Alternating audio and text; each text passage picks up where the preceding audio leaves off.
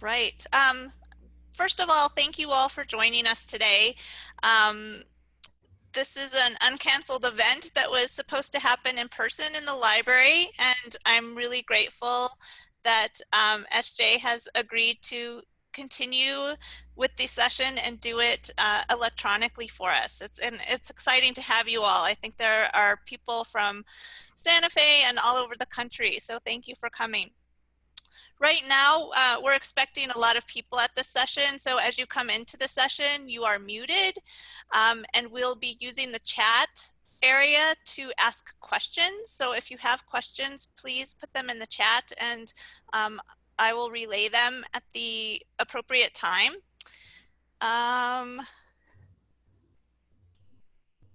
And I think those are all the announcements I have to make. I just want to welcome you, SJ, and thank you for coming and doing this presentation. This is an event sponsored by the library and by the President's Diversity Advisory Committee. And we're very grateful for this opportunity to share this information and for your scholarly experience in these areas. So SJ, take it away. All right, thanks, Val.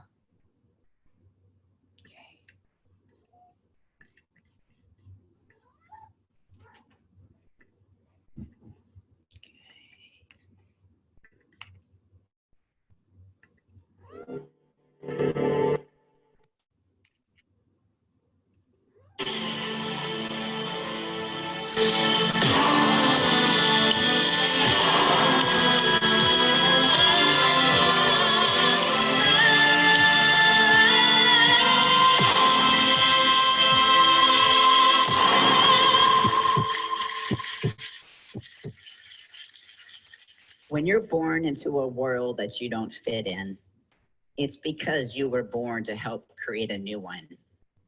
Ever since I've heard those words, I've always loved them. But what does it mean to be born into a world that you don't fit in?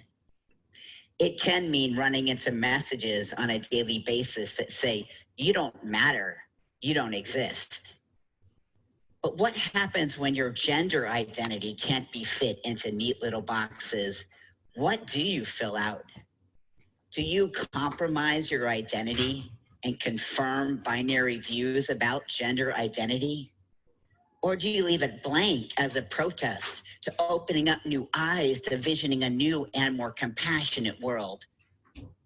Well, this can be confusing as a lot of people shift and relate to their gender identity. But this confusion provides an opportunity to understand how people are claiming their bodies, self-determining their identities, and creating a world that they do fit in. In fact, you're part of that process, a gender identity revolution, and creating that world right alongside. So I ask you to think about this today. Has your relationship to gender identity changed over time? And even if you think it hasn't, stick with me because I'm going to walk you through this and we'll come back to it in the very end. So when somebody crosses gender norms, it can teach us a lot about our relationship to gender. This is gender identity. It's how somebody feels and relates to themselves and wants to be seen and validated in the world. Now, gender can also be the absence of gender, agender. Now, think of it this way. Have you ever been put in a position where you've had to defend or explain your gender identity? Well, if not, you're probably cisgender, which means that your gender identity matches the sex that was put on your birth certificate. This is complex, right? Yeah, I know. I've been trying to figure this out for over 40 years, and I still am. So when somebody crosses gender norms, it can teach us a lot about our relationship to gender. This is gender identity. Now, when you meet somebody whose gender identity is different than yours, it can make you challenge your own biases and assumptions. For instance, women might be considered as more emotional and passive, and men might be considered as more assertive and independent. Well, these pairings of the feminine masculine are the gender binary. But you see, the more people stray from those qualities and are policed back, they may deny or push away their authentic selves. You see, it's common to be unaware of the privileges conferred to you at birth because of your birth sex. But even if you are aware of those privileges, you may or may not be aware of the identity markers connected to your gender. But how many of you are in such distress about those identity markers that you question living? Well, some people are forced to think about that escape daily. When you don't have to think about it, that is cis privilege. Now, cis privilege also works this way. Have you ever been concerned when you've been given a form that if you don't check the box of the image that looks like you, that you might receive substandard medical attention, not be able to get your health care, your driver's license, your passport, or a visa? Or have you ever been concerned that your gender might impact your ability to travel nationally or internationally? Or even, have you ever been diagnosed with a mental illness, in this case, gender dysphoria, in order to have access to surgeries, medications, and hormones? Or even worse, have any of you been concerned about which bathroom to go into, that you might be yelled at, assaulted, or even removed? Well, saying no to these puts you in a position of cis privilege. You see, I don't have any of these privileges. And there are so many more that I could tell you about. I identify as trans agender. I don't identify with a gender at all. The way I relate to myself is agender. Now, the way I use the word trans is different than how some people might identify as transgender or trans. When I put trans with agender, as trans agender, I don't identify with gender or the gender binary. I'm just me, lowercase SJ, no pronouns, no gender identity audit trail. Now, you might be thinking I look what has come to be perceived or constructed as male, but that has nothing to do with how I feel or relate to myself. Now, this dissonance has played out for me my entire life. But what I've come to understand is that the liberation from these distressors is bound up in how we relate to each other. But the question we have to ask ourselves is, how do we know what we don't even know we should know? How do we know what we don't even know we should know?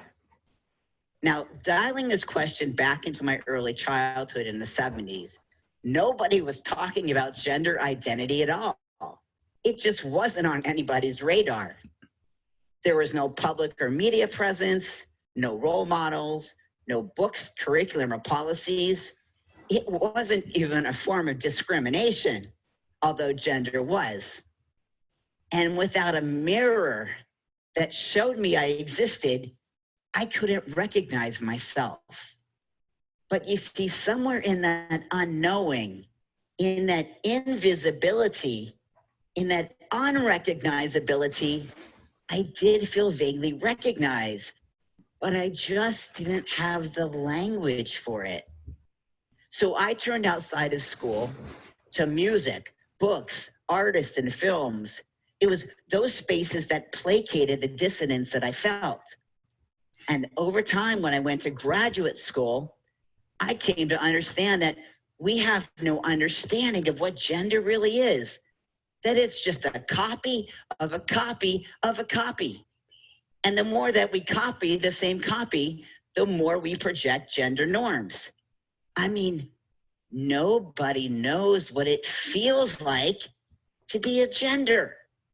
We've just been conditioned to do so.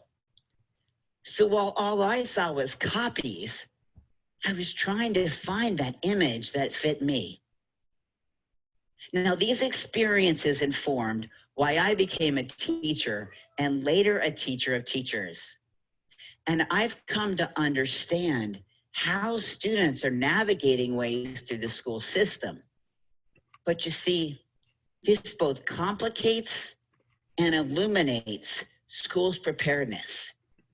Because imagine this happening time after time and again, beginning in early childhood and extending well into adulthood. Research has shown that when students with non-conforming gender identities are not validated and understood, they begin to shut down. And this puts them at risk for ongoing social, emotional, academic, and health consequences. Now, these consequences are unimaginable, and they may likely make you angry and uncomfortable. So, trigger warning. School systems tend to privilege cisgender students. And as a result, students with non-conforming gender identities experience higher than average rates of bullying, truancy, dropping out, lowered grade point averages, push out, mental health and substance abuse issues, presence in the foster care system, homelessness, pathways to prison, and suicide. In fact, statistics reveal that by the age of 20, 50% of them will have tried to kill themselves. And statistics are far greater for students of color. They're all vulnerable for internalizing messages like ugly, useless, immoral, better off dead. They're stared at, moved away from, asked intrusive questions, referred to with inappropriate pronouns, names, and identities. They're forced to use a bathroom that doesn't comport with their gender identity. I mean, imagine what it would feel like to have to hold your bladder all day long because you are afraid to use the bathroom. I mean, any given day at school can leave these students completely exhausted and emotionally bankrupt. And this is just some of what they're forced to endure. You might be thinking there's more. Sadly, there's so much more. In fact, many resort to self-harm and cutting as a way to stop the internal hurt. Now, consider how difficult it would be to do well in your life, or anywhere for that matter, when so much of your time was spent trying to serve daily. I mean, wouldn't you leave a context too?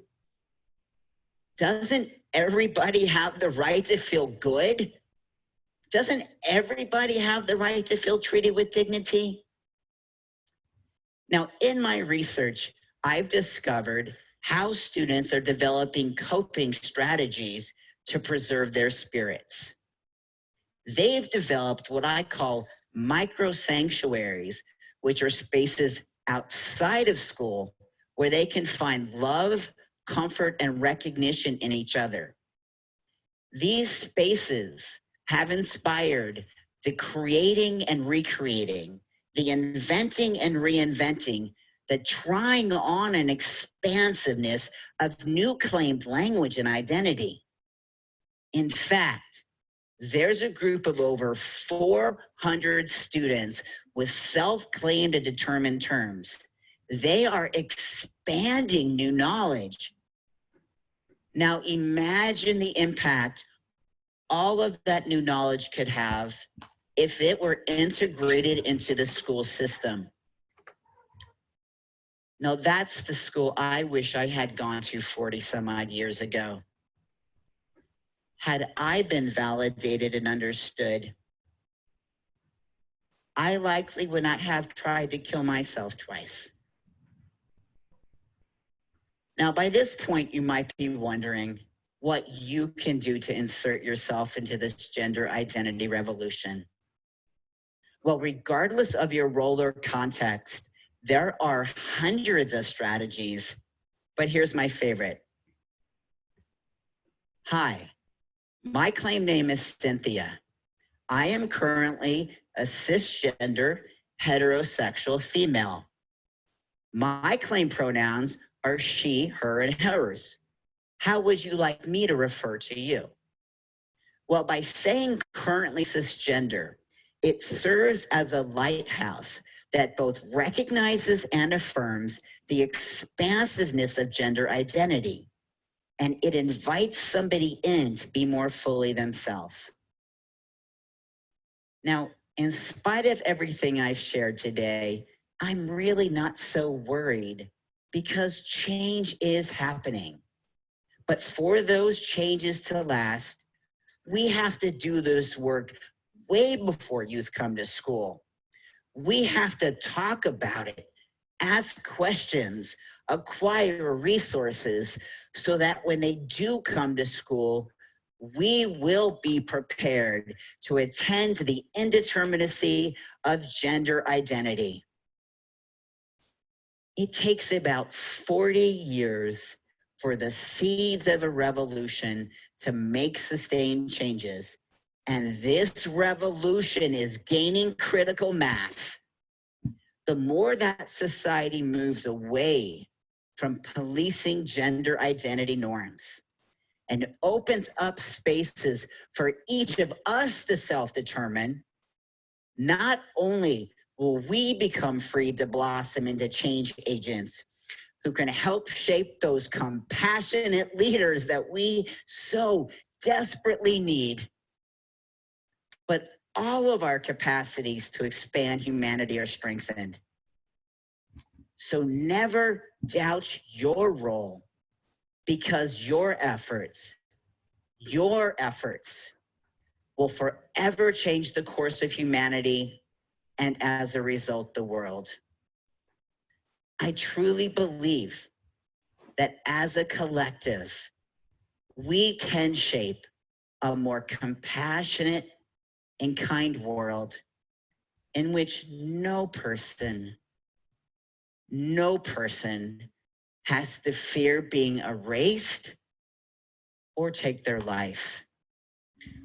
We are the gender identity revolution, and we are preparing the world now for those coming into it. Now, as I think about the hope, I do feel that the world will be more kind and socially just. I hope for that day when gender identity is no longer presumed, policed, positioned, called deviant, or has to be noted as a footnote, endnote, or hashtag. I hope for that day when students no longer have to define or explain themselves. I hope for the day when those who've been pushed to margin now feel safe to come to center.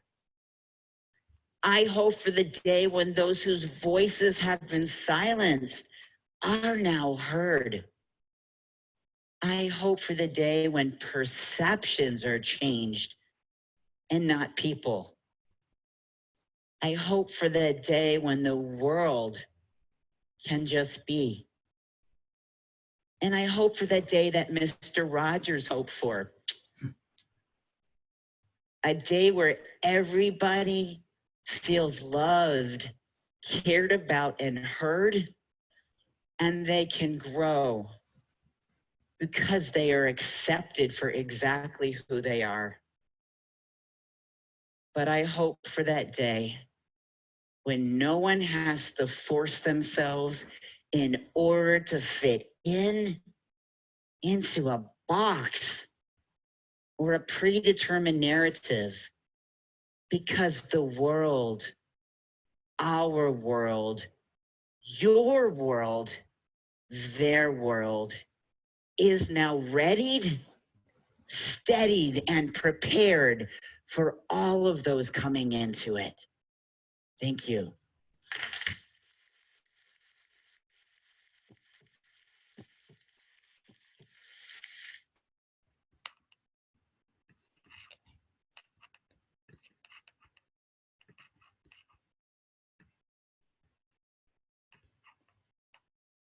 Okay.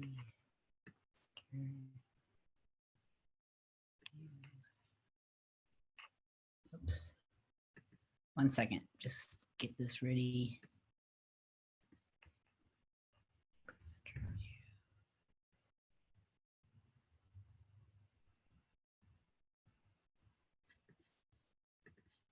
Val, can you help me out? What, are you trying to share your screen? Yeah, no, I'm trying to get the, there we go, advanced. Okay. Okay, I want to make sure everybody can see this okay? Looks good. Okay, sounds good. Okay. Okay. I hope everybody can see this okay? Val, can you see? It's a little off center from what it was Okay. when we were looking at it earlier. I don't know if there's something set How's that? differently. Is that good? Yes, that's perfect. Okay. All right. So I'm going to start off with a couple of comments, and what we're going to do is I'll talk for about 20 minutes, and then we're going to go into a Q&A. And I'm going to be sharing with you some of my more current research, which is out of this book about gender identity justice in schools and communities. And then the one that just came out, which is called Navigating Trans and Complex Gender Identities. And I want to start by saying, first of all, that these issues that our youth are facing today are far greater than Trump, who many of us want to blame, because it's truly about how the system was and remains structured that reinforces hegemonic ideologies, beliefs, practices, and policies. Now, he's been a major catalyst that has helped to surface and amplify hate and prejudice. But again, that is not the root cause of this. So I often get the question from people, what can I do? How do I step into this work? So what I'm going to do is offer some explanations and definitions. I'm going to give you a brief overview of the current international, national, and climate, and then we're going to move into concrete steps. So how do we disrupt this? How do we enter into the work? How do we hit refresh so we can come into this process with a whole new way of perceiving gender identity? Now, we all have the capacity. We just need to step into the work without trepidation. So people often ask me this question that I want to begin with.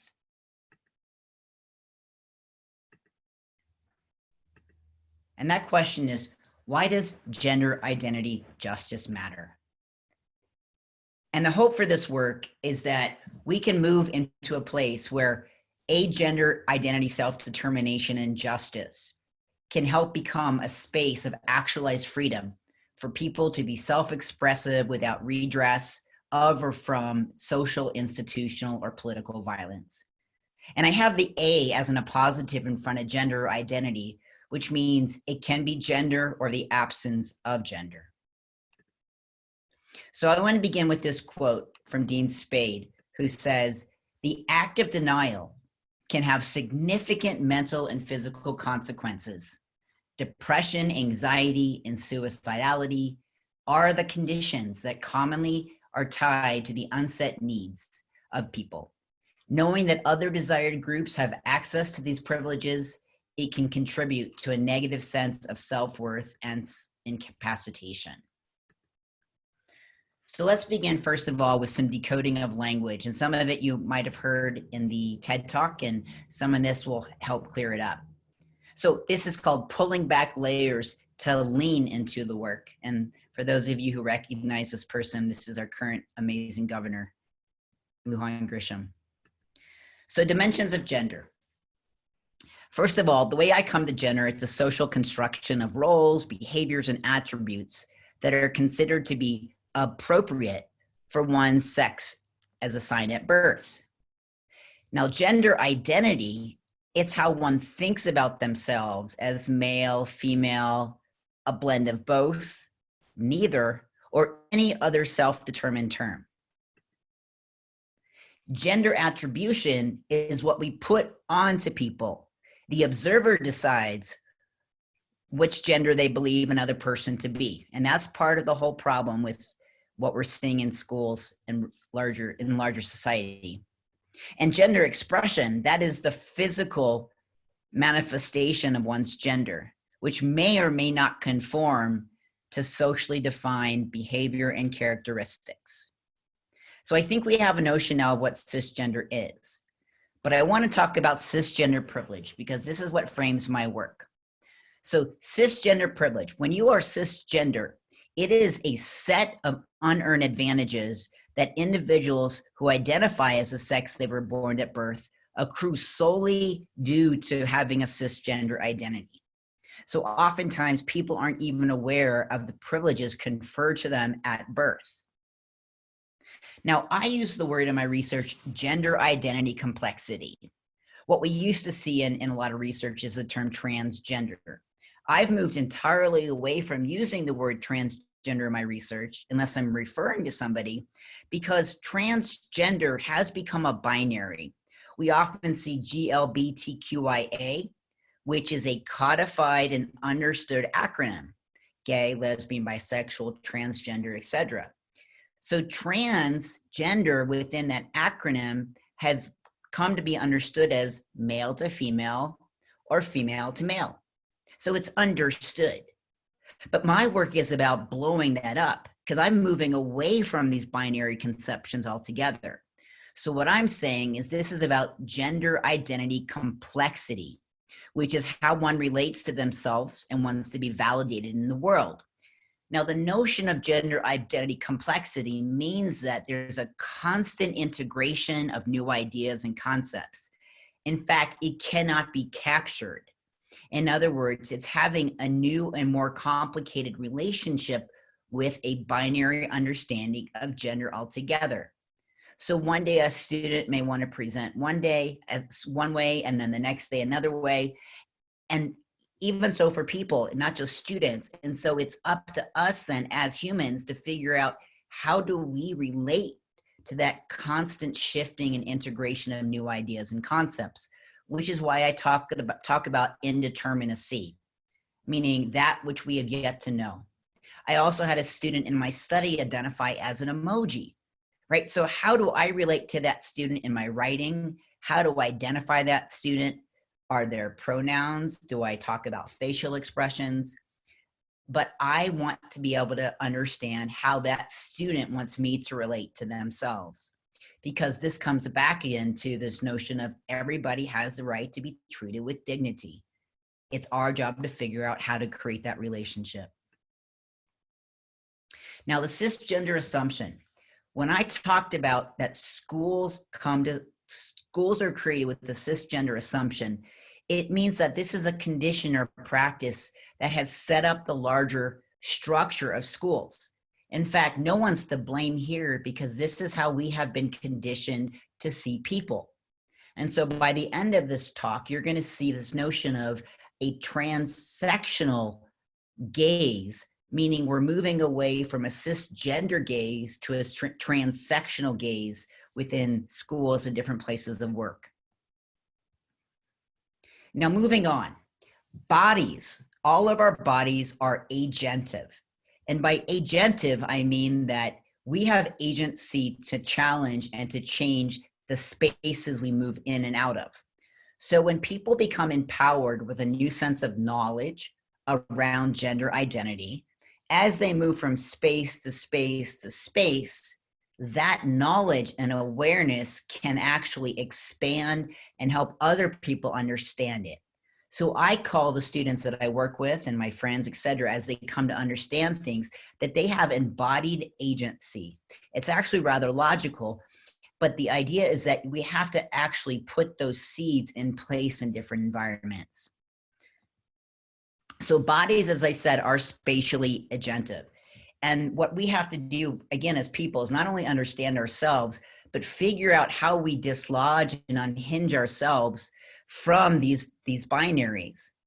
And the idea is that we're constantly in motion as we move in and out of these spaces. And that humans, in fact, are very dexterous, meaning as we move in and out of spaces, we don't let go of that possibility. It's constant, it's back and forth. Because as we move into a new space, we gain new knowledge. And as we move back to a space, we're able to apply that knowledge. And what arises is that there's a notion that we all become more self-determined.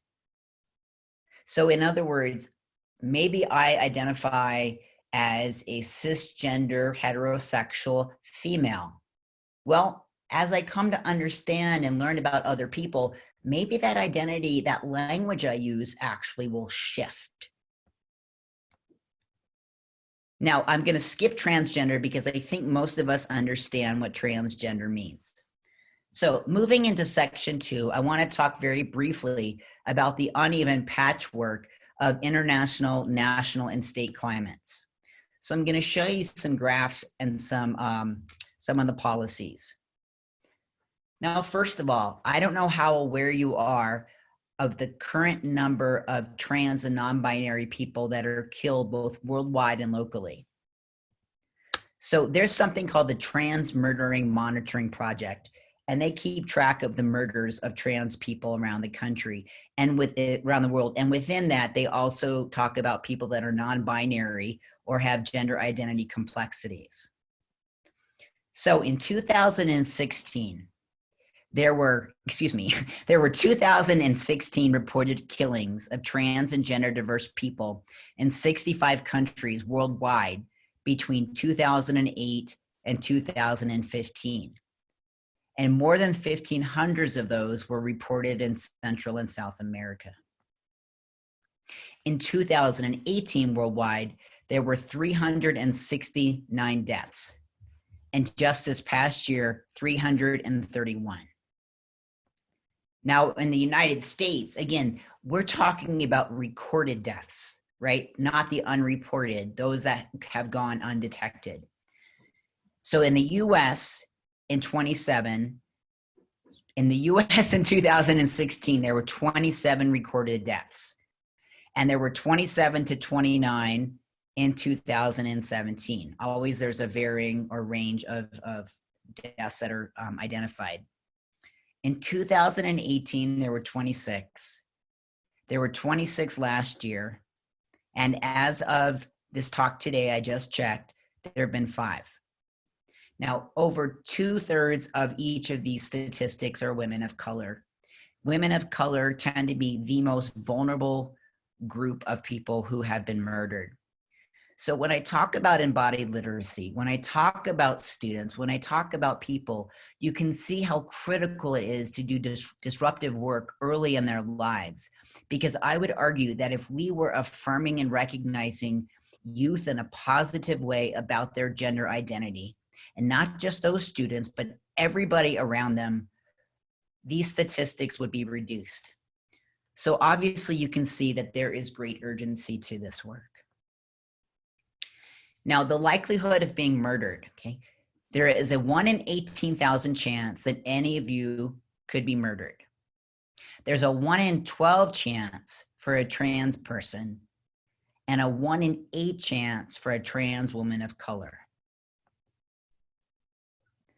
1 in every 4 trans people are assaulted, and more than 1 in 4 for trans women of color. Statistics currently show that 1 transgender person dies every 29 hours. And what's horrifying is these tend to be murder, dismemberment, rape, shot, stabbed, or burned. Now, adding to this and contributing to these dynamics is that we have what's called no promo homo laws, and this is taken from GLSEN. No promo homo laws essentially say that teachers, principals, school districts are not allowed to talk about LGBTQ people in a positive way. And as you can see in the red, these states are primarily in the South: Arizona, Texas, Oklahoma, Louisiana, Mississippi, Alabama, and South Carolina. And incidentally, I worked with a group of teachers 2 years ago in Tulsa, and many of them, they knew about the laws. So we had to talk about back doors. We had to talk about how do you talk about LGBTQ people in a positive way that also keeps you from losing your job. Now, conversion therapy, I'm assuming most of you have heard of conversion therapy, but this is basically that if you are the child, if you're a minor and you're the child of a guardian, you can be forced into therapy that attempts to make you heterosexual.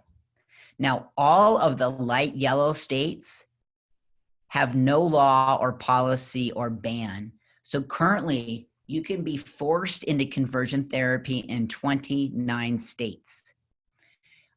The states that ban conversion therapy are the dark green.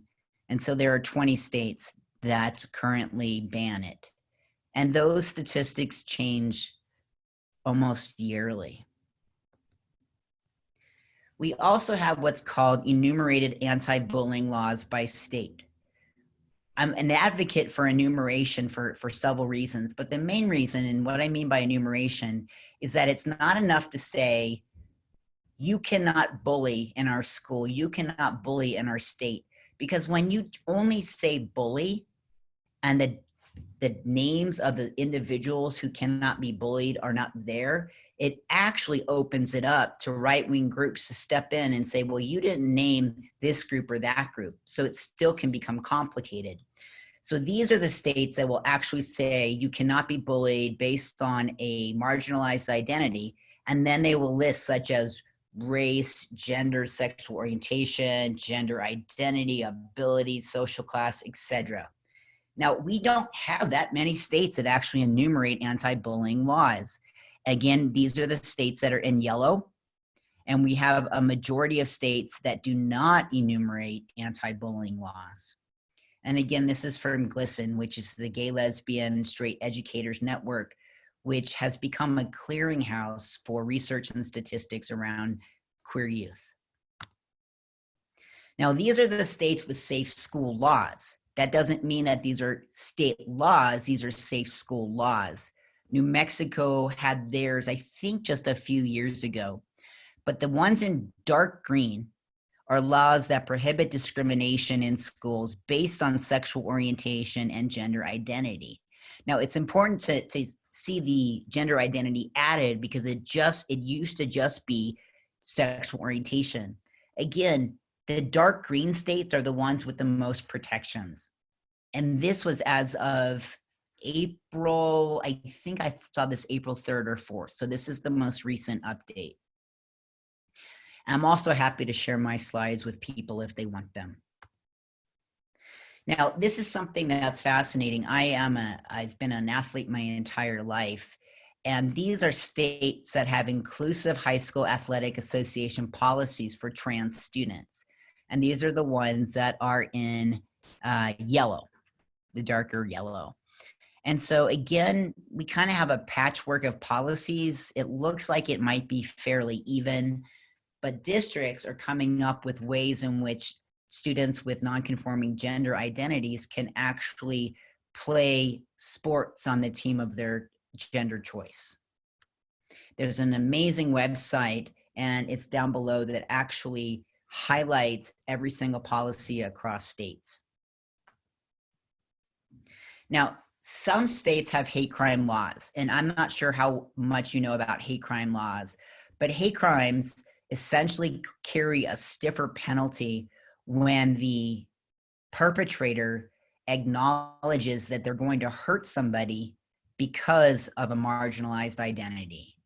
So the dark blue states are the ones that are collecting data in order to enhance the capacity of understanding how hate crimes exist within each of the different cities. Now, there are cities in some of these states that actually do have hate crime laws, even though it's not held up at the state level. So I want to move on now to talking about how you can be a supporter for change. And it's important to think about this. The youth that are hearing these kinds of messages from early on carry this with them. These are scars, and these go on with them into adulthood. And when not interrupted, those scars get thicker and thicker and thicker and turn into calluses. They don't go away. But adults, people in their lives, even today, when you have friends that are non-binary, you really hold the lever for change. And by just being part of this conversation today, you become spatially agentive and will hopefully take this back and have conversations with your friends, your colleagues, your students, your partners, etc. And one last thing before we move into what can you do, I want to make you aware that we have what's called a gay or trans panic in the country. And this is actually a legal defense that holds up in law when somebody is scared that they have been injured because the other person is trans or gay. In other words, it explains a defendant's actions. In 42 of 50 states, somebody can claim that they panicked because they fear the other were gay or trans. The only 8 states that do not accept these are California, Illinois, Rhode Island, Nevada, Connecticut, Maine, Hawaii, and New York. And this is on the books. There are advocates fighting against this, so we do not have a gay or trans panic at all. So tools for fostering, cultivating, and sustaining internal and external safety, resources, and strategies. And there's Homer Simpson trying to help us out over there. So first of all, ally can be a dirty word. And what do I mean by it being a dirty word? It's easy to say I'm an ally. It's easy to say, I'm going to just support this cause or this cause. But if you're an ally, you don't get to pick and choose what social justice causes you want to believe in. If you are an ally, you're an ally for everything. And ally can be a dirty word because it is a privilege. You can choose to be an ally or you can choose not to be an ally. The other danger of being an ally is if you are looking for recognition to be an ally, hi, I did this or I did this, you are reseating yourself in such a position that it is a dirty word because you don't need recognition to be an ally. You are an ally. An ally can also be a positive word. I think that this speaks for itself, right? You get a car, and you get a car. So you live the work. I love Oprah. She lives the work. The other thing you can do is have courageous conversations. And these are some of the conversations you might want to think about. You can talk about where your fears come from to do the work. How do I address those fears? What hinders me from engaging more deeply in this work? Who is outspoken against the work? What do I do when others oppose the work? How can I build my own confidence? How do I respond to students and others who have questions about gender identity? I think that's the biggest part of all of this work. What resources do I need? And what are the effective strategies that have worked? How do I assess when students need to feel safe, affirming, and recognized? How do I talk to my peers, my colleagues, or any common person that I meet when they have questions? How do I continue to find resources? Who is doing the work that can support efforts to support and strengthen a larger awareness? How can I speak to caregivers who have oppositional views? What can I do within my own institution? How do I work with leadership when they have oppositional views? What can I do or draw from in my community to support the efforts at my institution? What can I do at the local or state level? How can local clergy support these efforts, especially when others have these oppositional perspectives? How can I network, build a school-wide, community-wide, or statewide coalition? Well, here are a few more tips. And I know those were a lot of things to think about, but again, I can send you this. Positioning your body is another way of being an ally. And I use the word lean in, not lean back. The notion of leaning in is actually becoming part of the conversation. When we position our body leaning in, it is a sign of deference. It's a sign of respect. It's a sign of, I hear you. So we lean into the conversation because it will show comfort. You nod your head and you affirm comments. I hear you. I understand the best that I can. You want to make eye contact. When you actually look away, you might be processing something, but when you're not making eye contact with somebody who really needs to be heard, you're creating a space where they become more vulnerable.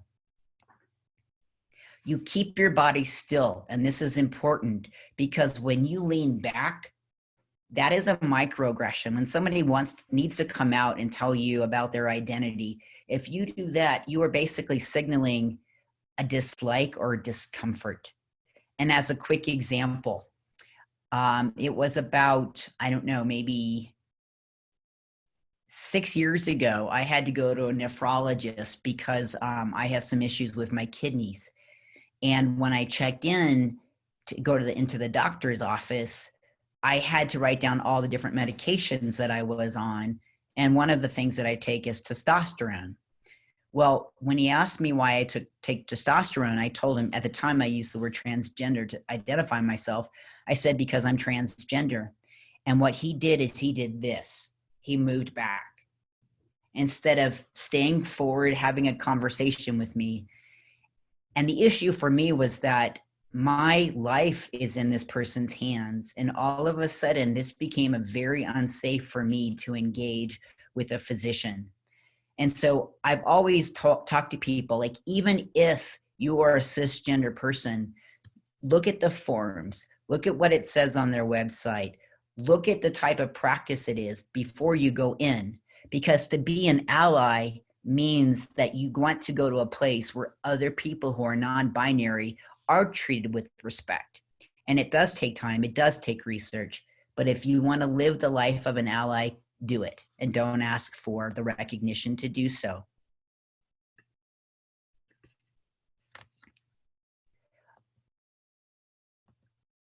Okay, so what can I do in my immediate work environment? You can commit to expanding your own self-awareness. You can use inclusive discourse. You can name identities.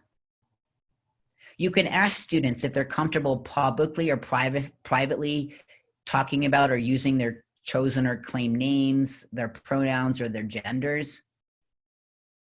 You can disclose your own identity. And I use the word current in my research. And I use the word current because it indicates that gender identity is on a continuum. So you could say, just like in my talk, hi, my name is Val. I am currently a cisgender heterosexual female. And when you say current, again, it becomes an invitation for somebody else to actually disclose who they are because they recognize that you recognize that continuum.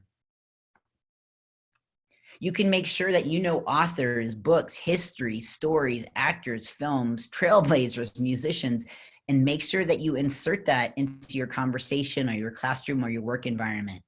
Because again, we don't want to just focus on the cisgender or heteronormative gaze. We want to make sure we have a more expanded understanding of the multitude of identities.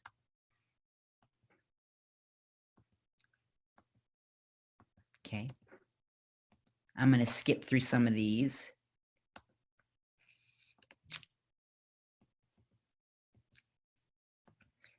I think most of these we've actually gone through. You can use introduction stems Some of the things that I actually have in my book are how do you have discourse with people around gender identity? Because I think most of the time people want to talk to people whose gender identity is different than theirs, but they're scared they're going to mess up. Well, there's no mess up. We're all on a continuum. And as I went back to in my talk, saying that currently I'm a heterosexual or heteroflexible cisgender person, the term cisgender actually evolved from transgender. Cis means on the same side of, trans means opposite. So when you actually say cisgender, when you introduce yourself, what it indicates to that person who is non-binary, it says, I know that there are other people out there who identify as non-binary. That's all cis does. So again, it becomes an invitation. And I want to encourage you to use that in your vocabulary. Now, even if the other person doesn't know what cisgender means, it becomes an opportunity to talk about the term. And this is what I mean about being spatially agentive, because now that person understands it and they can go back into an environment and come back. And that's that dexterity I was talking about. The other way you can introduce yourself is by this. You can say, hi, it's nice to meet you. My current claim name is, and my claim pronoun is. Again, that becomes a way of indicating that you understand that people's identities are on a continuum. The other thing you can do is, I'm not sure how many of you are aware, but the third person they that we often use, like they're going to the bathroom, they're going to the game, the third person they is now being used in the first person to indicate someone who is non-gender. So for instance, the student stood up and went to their desk. That is completely acceptable now in our vocabulary. Somebody got in their car, but they did not know where to drive. Again, this is using the first person. So if a student starts using this or a friend starts using that in their language, again, that's an indication that they are aware that they is being used in the first person. And I've got lots of examples of that. Now, if a student like myself doesn't use, or a friend doesn't use a pronoun, you can just say it like this. It might seem awkward, but nobody owns language. So saying Sam stood up and Sam went out the door.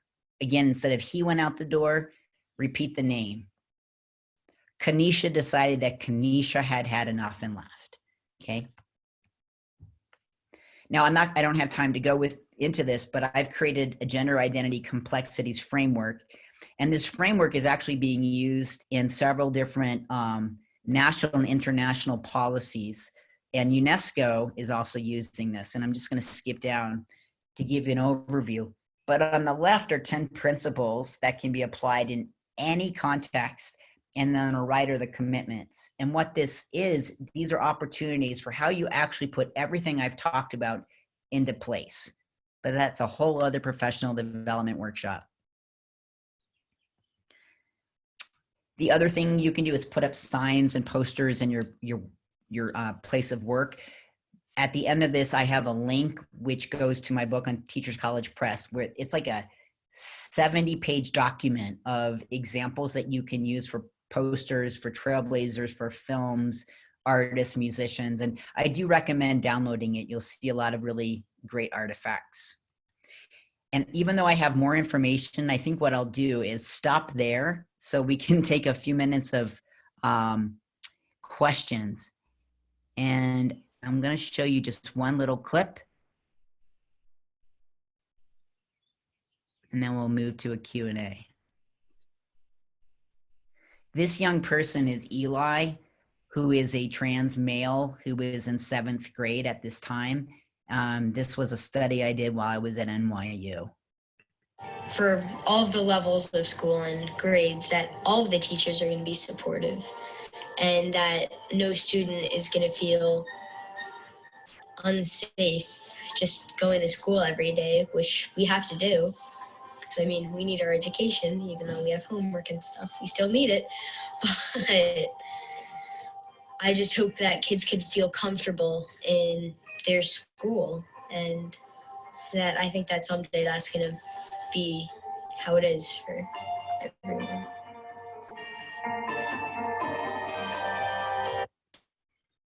So the next time somebody asks you, why does gender identity matter?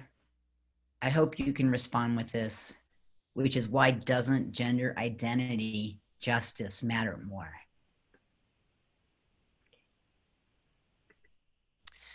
Thank you, SJ. This has been really informative. And if you have a question you would like to ask, you can either put the question in the text chat box, or just let me know that you have a text, or that you have a question, and I'll unmute your microphone so you can talk. So go ahead if anybody would like to ask questions. I wanted to thank you for providing us questions for courageous conversations, SJ. I think those are really important questions to ask. And one of my questions has been, where do you recommend having these types of conversations? Where can we have safe conversations like this?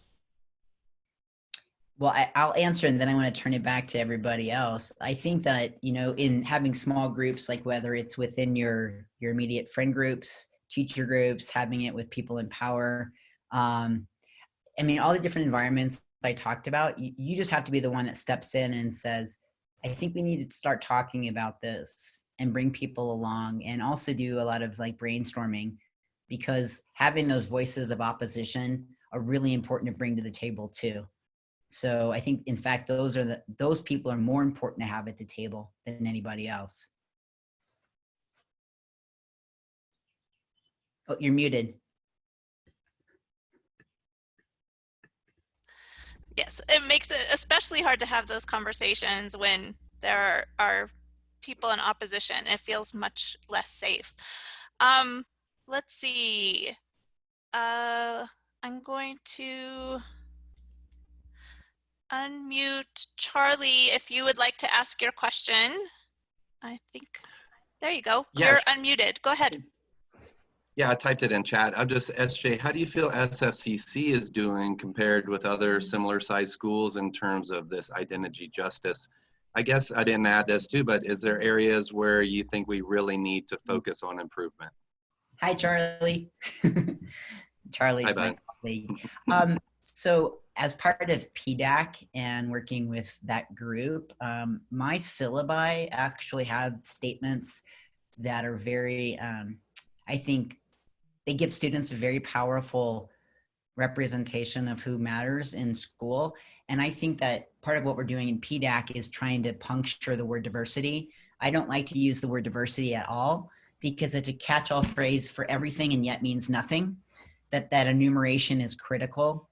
And so I think making sure that we are more inclusive in how we identify people would help increase, you know, or expand our audience. But overall, I think we're doing a pretty darn good job, and I'm really proud of the work I see there. I'd like to have more conversations with people to go even more deeply with this work, and I'm hoping that will happen through PDAC. And Mandy has a question. I'll unmute you, Mandy, so you can go ahead and ask your question of SJ. Hi, SJ. Thank you for the great presentation. I was wondering what your recommendations are for keeping up with terminology, as it seems to evolve quite rapidly. Yeah, that's a great question, Mandy. Honestly, if you go on the Teachers College Press website and you look up my book, as you scroll down, you're going to see the word appendix. I have a list in there of like probably 450 terms. I've been trying to keep up with a new language, but part of it is honestly just asking people when a word appears and you're not sure of it, start keeping a tab of it. It's really helpful. There are great resources out there. GLSEN has terms. The Transgender Resource Project has terms. You just have to do a little bit of hunting. And the thing is, terms are terms are terms. Somebody may come up with a term tomorrow, you know what I mean? So just listening and tapping them. Thank you. Holly has a question. Holly, I am trying to unmute you. I think she has herself muted though. There we Hey. go. Okay, hey, There we you are go. working, yeah, thank you so much. We are working on a new registration school form for online registration, and this just came up today. We've in the past listed male and female, of course, but we want to be sensitive, and we didn't know if other was an option or, you know, just a blank. What's the most appropriate? Yeah. You know, Holly, this comes up a lot. I always encourage groups to never put other, ever, because people who are non-binary are already othered, right? And so Yes, you're yes. the other. So I don't even put male and female down. I just put down, I put down option. And if you have to identify an identity, put down just a line for everybody. So you can just put down gender identity, blank. Do you know what I mean? You're muted. Val? Oh, Holly, you were muted. Okay. I got you undone. Does that make sense? Yes, yes, very much. Thank you so much. Sure. Sorry, I'm trying to manage too many know what? things here. Val, I can actually unmute people. So okay, okay. So Shirley, would you want to unmute her, SJ, and see what Shirley? He's my student. I Oh, already okay. No, I'm kidding. Funny. Hi, SJ. Hi, Shirley. So my question is, you know, I'm an elementary school teacher. I teach 3rd grade in town. You know, how would I address a parent that is potentially uncomfortable with either, you know, let's say the teacher being a non-binary or a student in their class that doesn't identify with a gender, or, you know, just making the parents feel comfortable? Yeah. Well, one thing I would do if I were you, first of all, is talk to your administrator and get your administrator's pulse on it. My guess is in Santa Fe, most administrators are pretty supportive. And I would talk with the administrator and in order to kind of create a plan of action. And I would actually have the administrator and you invite in the parent and talk as a group. Because I think sometimes the admin has a stronger sense of how to work with difficult perspectives. So I think that's part of it. And you could even, once that conversation has happened, is to invite that parent into the classroom. I mean, ultimately, bottom line is if that parent doesn't want the student in that person's class, I mean, let the parent pull the person. But what I always do is I look closely at the standards, and I use standards. I don't like standards, but we have to honor them because it's part of the expectations in teacher education. Is I've done an audit of our state standards, and I've looked at where the word diversity actually pops up. And again, this is why I don't use the word diversity, because it's such a tricky kind of slippery back door. Because again, if we're enumerating what diversity means, gender identity is included in there, right? So you can use that as a rationale, because diversity doesn't mean this and excludes this. So that's part of it. Like, you have that right to teach that work. And I think what it is you have to come at it from a non-indoctrinational place and say what we're doing in here is we're thinking more broadly about identity. And again, thanks. if the parent wants to pull the kid, the parent pulls the kid. Awesome. Thanks, SJ. All right, and Sabrina has a question here, and I just unmuted her. Hi. Hi, Sabrina. I was just wondering, like, as a parent, like, how to foster those views and attributes in children. Like, I feel like I've been doing everything I can to the best of my knowledge to, you know, from all the way from, you know, I have 4 children, to not like engender them. If my sons want to paint their nails, if they want a little dolly that cries, if my daughter never wants to wear a dress, you know, we don't push those issues. We talk about things like transgender because that's, I feel, how this all kind of got started.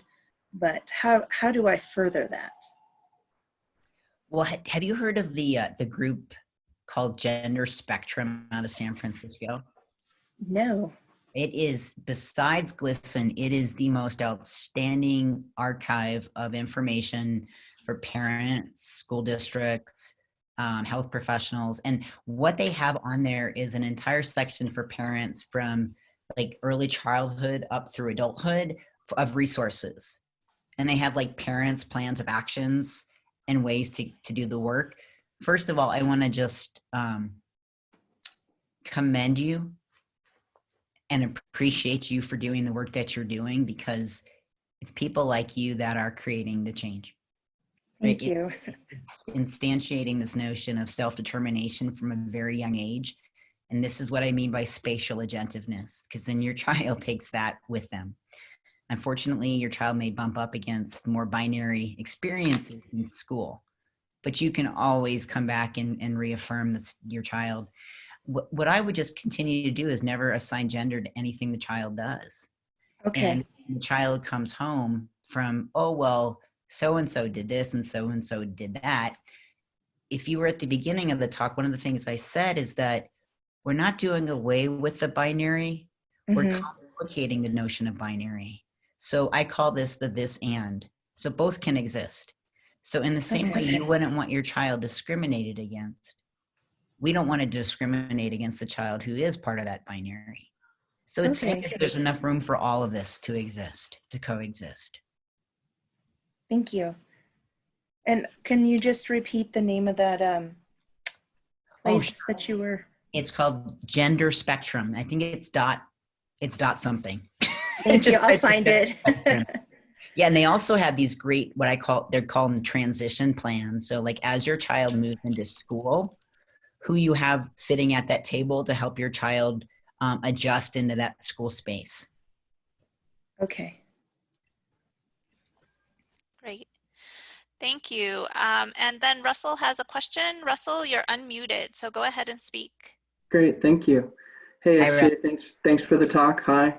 Hi. You mentioned in your TED Med talk that it takes about 10 years for the effects of a revolution to begin to be seen. 40, about 40, yeah.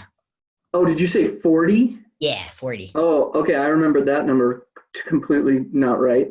Sorry about that. Well, how you know, since you're at the forefront of this, what's the progress that you've seen so far? And you know, you mentioned also in your talk that you were, you know, excited and hopeful, but what have you seen so far? So I would say that the trans revolution movement, although it started way back in the 50s and with the trans women of color at Compton cafeteria fighting back against police, even though there's those earlier seeds of the revolution, we know that sometimes they go undetected because they were small. Even though if you look at trans history, it dates back then. I think it was the 50s. I could be wrong. But what we've really seen is an explosion of change in the 90s.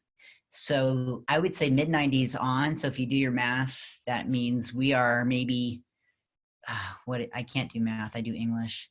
05, 15, 20. I would say, you know, we are maybe a third towards that.